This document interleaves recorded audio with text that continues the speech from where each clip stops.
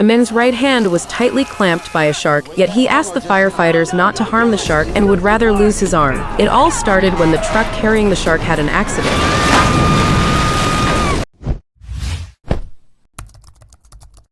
As the caretaker of the shark, the man wanted to check if the shark was lacking water, but the shark bit down on his arm. The firefighters grabbed a crowbar and were preparing to rescue the man from the shark's grip. No, don't kill her! She's come so far!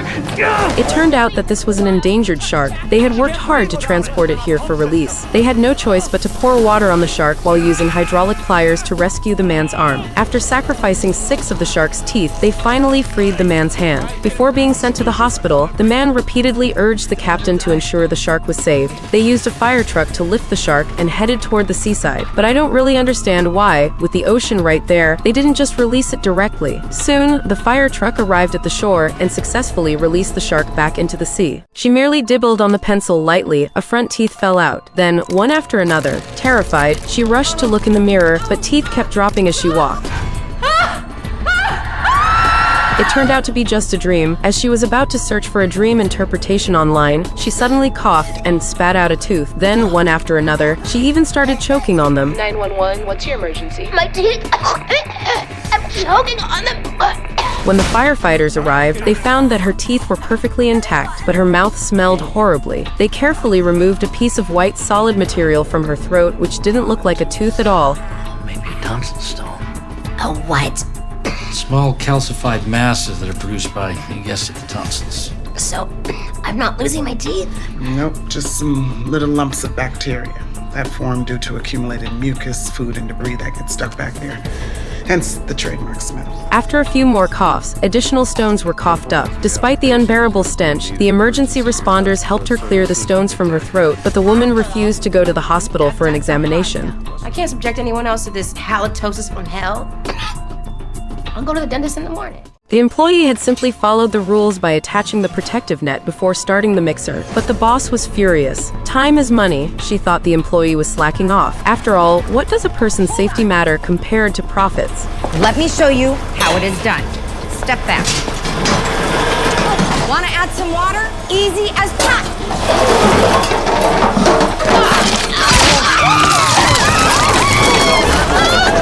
When the firefighters arrived, the boss had already slipped into unconsciousness. Her entire upper body was caught in the mixer, but fortunately she was still breathing, though her pulse was weak. They treated her wounds, put on an oxygen mask, began disassembling the mixer. Luckily, the dough had clothed the wounds, preventing major blood loss. Together, they lifted the mixer's blade.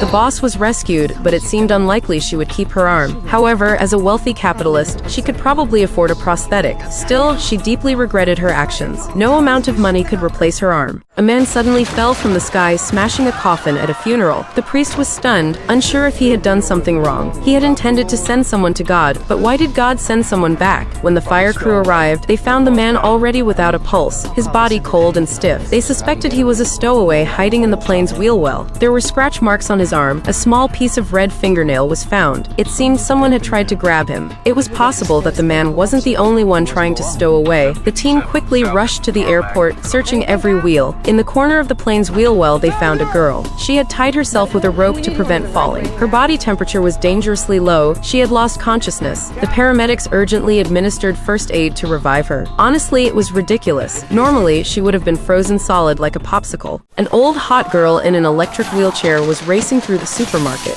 Not long ago, she had tried to buy a bag of cat litter, but the staff were too busy flirting. Quit wasting my time while you're eye humping this hussy.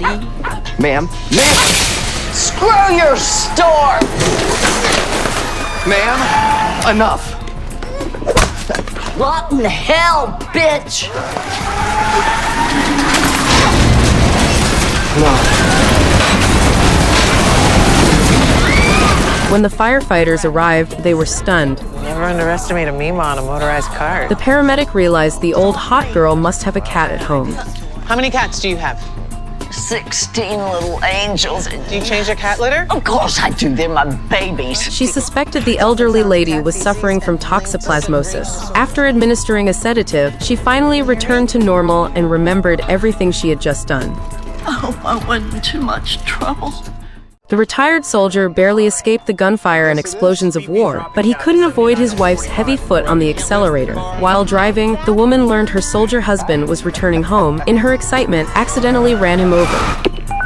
911, what's your emergency? I just ran over my husband. Please send help. When the firefighters arrived, the man was trapped underneath the car, blood pouring from his leg. They quickly secured and lifted the vehicle, but the man let out a cry of agony. Hey, stop!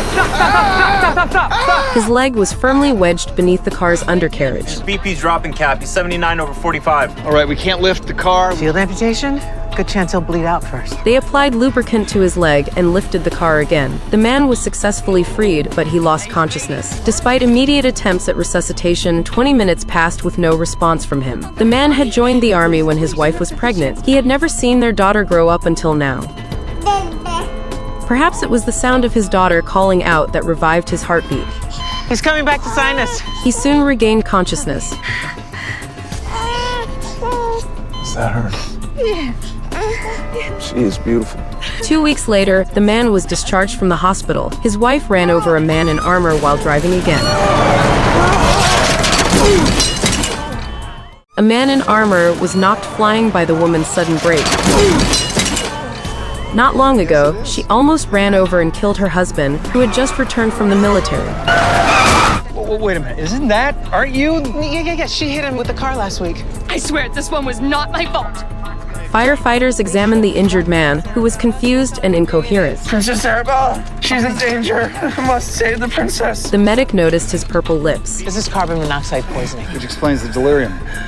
The priority was to quickly locate the leak to prevent further damage from a gas leak. The captain contacted the command center to check if there were any performances nearby. They learned that a retro-themed restaurant had recently opened. Upon arrival, they found most of the people in the restaurant unconscious. The carbon monoxide levels in the air were off the charts. Fortunately, they discovered it in time, preventing further harm. This time, it couldn't be blamed on the woman's driving. In fact, she indirectly saved everyone in the restaurant. The firefighters saved her life, but instead of showing gratitude, she filed a lawsuit against the fire department, demanding the dismissal of the rescuers involved. She revealed the "Do Not Resuscitate" bracelet on her wrist. The next day, the firefighters received a court summons. Is that they want Miss Gillian fired immediately, with a promise never to rehire her. Watching that lady bawl her eyes out because she thought she was gonna lose her big sister, I thought of my sister, and I couldn't help but help. This isn't good. I know, Captain. And that's why I'm going to resign and spare everyone the misery of going to court. She wants my scalp cap, and I'm gonna give it to her. No, ma'am. No, you are not. No. The captain decided to invite the woman for a private meeting. I'm not dropping my lawsuit.